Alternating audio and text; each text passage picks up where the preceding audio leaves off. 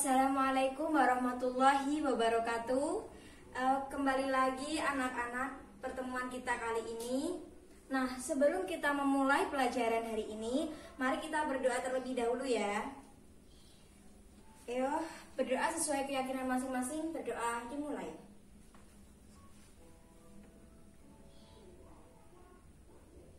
Berdoa selesai. Terima kasih. Oke anak-anak, sebelum kita mulai, Ibu mau mengabsen kalian terlebih dahulu ya. Ibu absen Aira, Anissa, Cahya, Tata, Gunawan, Riko, nihil ya semuanya. Oke, baiklah. Anak-anak, apakah kalian masih ingat tentang pembelajaran kita yang kemarin? Pada materi kemarin kita belajar tentang apa aja? Nah, kemarin itu kita belajar tentang khutbah, tabligh, dan dakwah. Masih ingat atau sudah lupa? Ibu kira masih ingat ya. Ibu akan menjelaskan sedikit saja mengenai tentang khutbah, tabligh, dan juga dakwah. Nah, khutbah merupakan kesempatan yang sangat besar untuk berdakwah dan membimbing manusia menuju keridhaan Allah. Dengan menyampaikan materi yang dibutuhkan oleh hadirin yang menyangkut masalah kehidupan dengan ringkas, tidak panjang lebar, dan dengan cara yang menarik serta tidak membosankan, itu pastinya merupakan arti dari suatu khutbah. Oke, di sini Ibu akan memakai metode jigsaw. Nah, pada metode jigsaw ini Ibu menyuruh kalian itu untuk membagi kelompok menjadi 3 kelompok ya.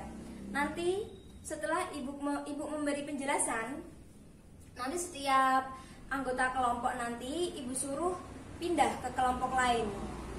Nah, misalnya kelompok 1 cukup 1 orang, nanti ke kelompok 3 ke 2, dan 2 ke 1, seperti itu. Apakah sudah paham? Sudah jelas?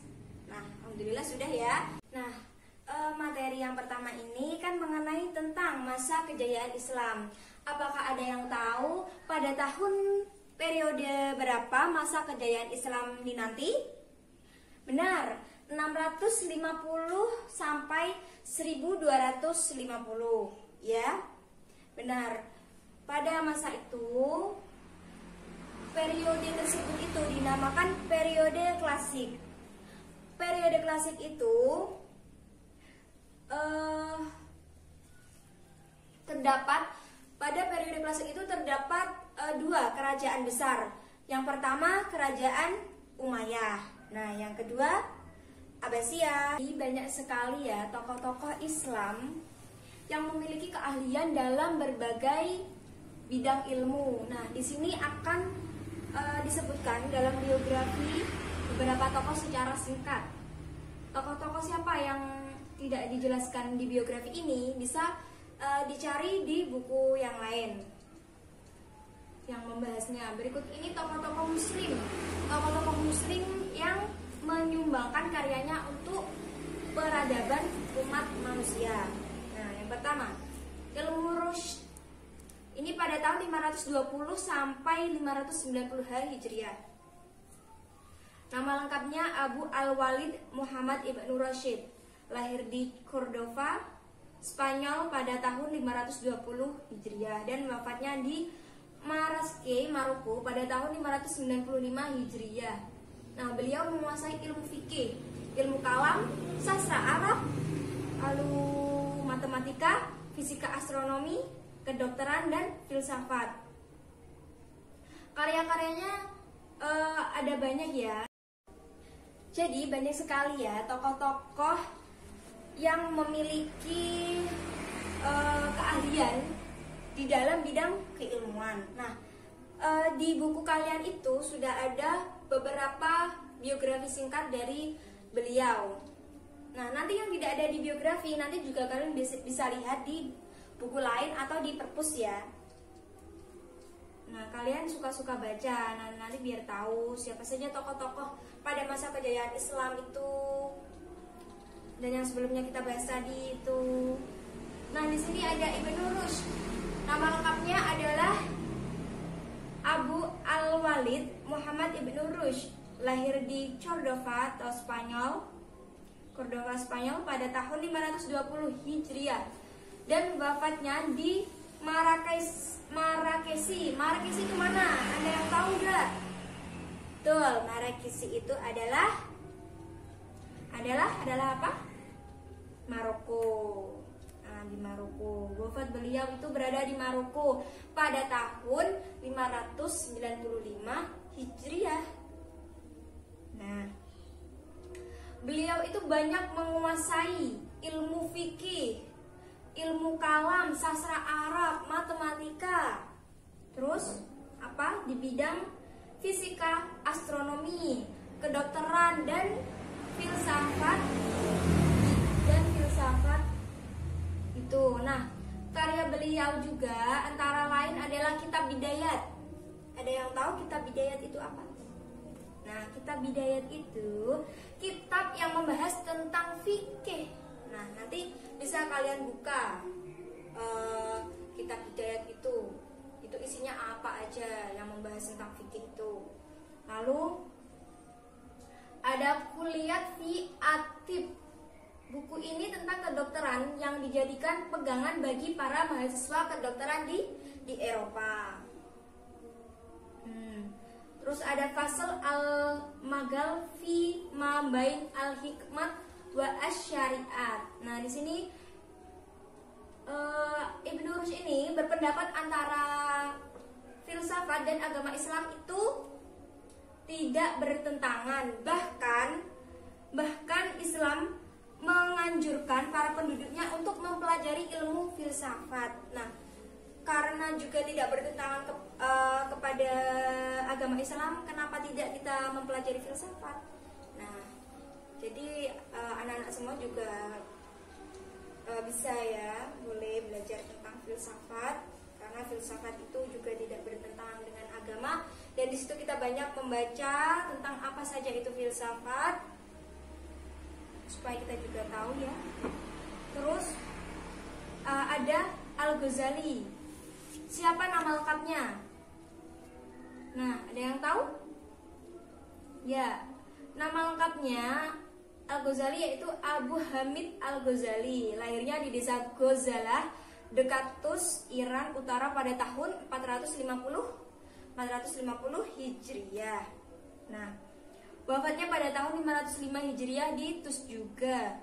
Beliau dididik dalam keluarga dan guru yang zuhud.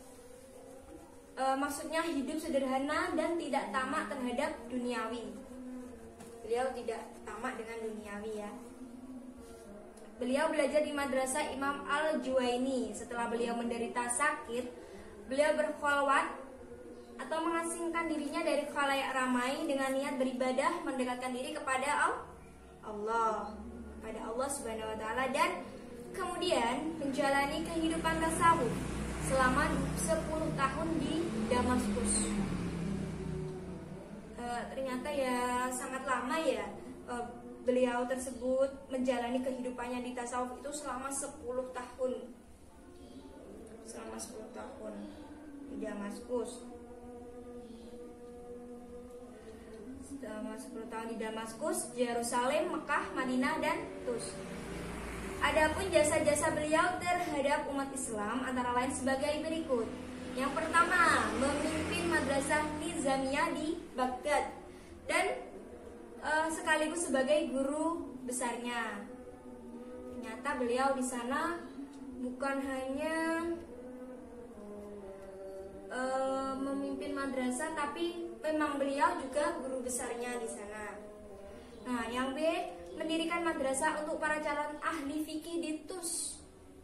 Lalu menulis berbagai macam buku yang jumlahnya mencapai 288 buah. Mengenai apa saja itu? Mengenai tasawuf, teologi, filsafat, lalu logika dan juga fikih. Di antara bukunya yang terkenal yaitu Ihya Ulum Ad-Dan, yakni membahas masalah-masalah ilmu akidah, ibadah, akhlak, dan tasawuf berdasarkan Al-Quran dan hadis. Nah, dalam bidang filsafat, beliau menulis Tahaffu al-Falsafah tidak konsisten para filsuf. Terus Al-Ghazali merupakan ulama yang sangat berpengaruh di dunia Islam sehingga mendapat gelar Hujatul Islam atau bukti kebenaran dalam Islam. Nah, lalu ada Al-Kindi. Al-Kindi nama aslinya yaitu nama lengkapnya Yaqub bin Ishaq Al-Kindi. Lahirnya di mana, teman-teman? Ada yang tahu? Ya, benar Mbak. Ada di Kufah pada tahun berapa? 805 Masehi. Dan wafatnya di Baghdad pada tahun 873 Masehi. Nah, Al-Kindi ini termasuk cendekiawan muslim yang produktif. Hasil karyanya di bidang filsafat, logika, astronomi, kedokteran, ilmu jiwa, politik musik, dan matematika. Nah, selain termasuk cendekiawan muslim ini, Al-Kindi ini juga memiliki karya yang sangat banyak sekali ya. Seperti itu. Lalu beliau berpendapat bahwa filsafat tidak bertentangan dengan agama. Karena apa? Karena sama-sama membicarakan tentang kebenaran. Nah, beliau juga merupakan satu-satunya filsuf Islam dari Arab. Ia disebut juga Failasuf al-Arab atau filosof orang Arab. Lalu ada Al-Farabi. Al-Farabi ini nama lengkapnya adalah Abu An-Nasr Muhammad ibnu Tarkan ibnu Uzlaq Al-Farabi. Lahir di Farabi, Transokania pada Transokania pada tahun 872 Masehi. Maaf ya kata-katanya agak sulit ngomongnya. Nah, beliau wafat itu di Damsyik pada tahun 950 Masehi. Nah, beliau ini keturunan Turki Al-Farabi yang menekuni berbagai bidang ilmu pengetahuan. Apa saja bidang ilmu pengetahuan itu? Nah, ini antara lain ada logika, ada musik, terus ada kemiliteran, terus metafisika, ilmu alam, teologi, dan astronomi. Di antara karya ilmiah yang terkenal berjudul Ar-Rayu, Ahlul Almat, Nahwal Alfad lah, yang artinya pemikiran tentang penduduk negara utama. Terus ada Ibnu Sina. Ini yang terakhir, Ibnu Sina ya. Ibnu Sina ini nama lengkapnya adalah Abu Ali Al-Husain bin Abdullah Ibnu Sina. Lahir di desa Afsyana dekat Bukhara, wafat dan dimakamkan di Hamazan. Beliau belajar bahasa Arab, geometri, fisika, logika, ilmu hukum Islam, teologi Islam, dan yang terakhir ilmu kedokteran. Nah, pada usia 17 tahun, ia telah terkenal dipanggil untuk mengobati Pangeran Samani. Nah, dipanggil untuk mengobati Pangeran Samani Nuh bin Mansur. Beliau menulis lebih dari 200 buku, dan di antara karyanya yang terkenal berjudul Al-Qanun fi At-Tab, yaitu ensiklopedia tentang ilmu kedokteran, dan Al-Shifa, ensiklopedia tentang filsafat dan ilmu pengetahuan. Nah, mungkin dari sini ada yang belum belum paham atau ada yang mau disampaikan? Gimana teman-teman? Mbak, mas? Tidak ada ya? Baik, kalau tidak ada, sekarang kalian membentuk 3 kelompok. Nah, setiap kelompok beranggotakan 7 ya. Kan pas kan semua ada, ya kan? Nah, nanti setelah itu apa yang ibu katakan tadi, nah silakan dibahas. Oke, silakan.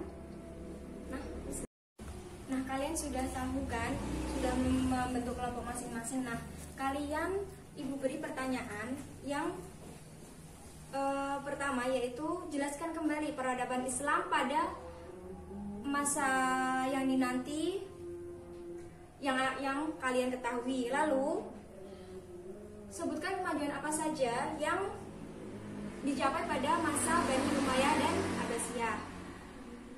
Lalu di situ tadi disebutkan tokoh-tokoh. Nah, sebutkan tokoh-tokoh yang berjasa dalam dunia pengetahuan yang hidup pada masa Bani Abbasiyah dan Umayyah. Nah, sudah dijelaskan bukan dari kelompok-kelompok tadi, perwakilan itu tadi.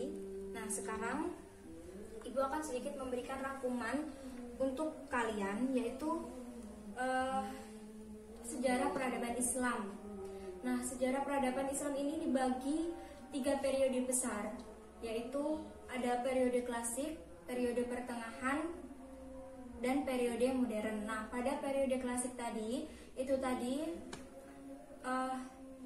dan pada tahun 650 sampai 1250 ya. Nah, yang merupakan periode kejayaan Islam yang dibagi ke dalam fase.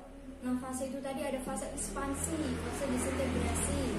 Nah, kalau belum paham kalian baca lagi, bisa ditanyakan. Lalu dalam periode pertengahan pada tahun 1250 sampai 180 itu tadi dibagi juga dalam 2 fase. Fase kemunduran dan fase munculnya 3 kerajaan besar yang dimulai dengan zaman kemajuan dan zaman kemunduran. Lalu periode modern pada tahun 1800 sampai seterusnya, kejayaan Islam pada masa Bani Umayyah ini juga ditandai berdirinya bangunan-bangunan sebagai pusat dakwah Islam.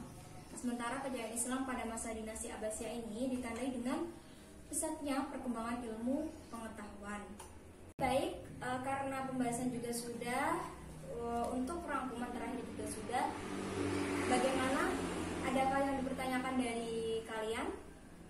Jika tidak ada, kita tutup ya pada siang hari ini yang sangat panas sekali ya.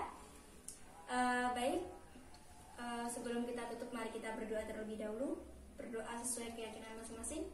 Berdoa dimulai. Doa selesai.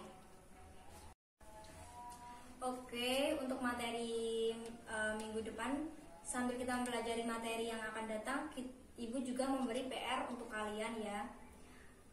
Buat tugas rumah pada halaman 79. Nah, dikerjakan dalam buku tulis ya, mengerti? Nah, akhirul kalam, wassalamualaikum warahmatullahi wabarakatuh.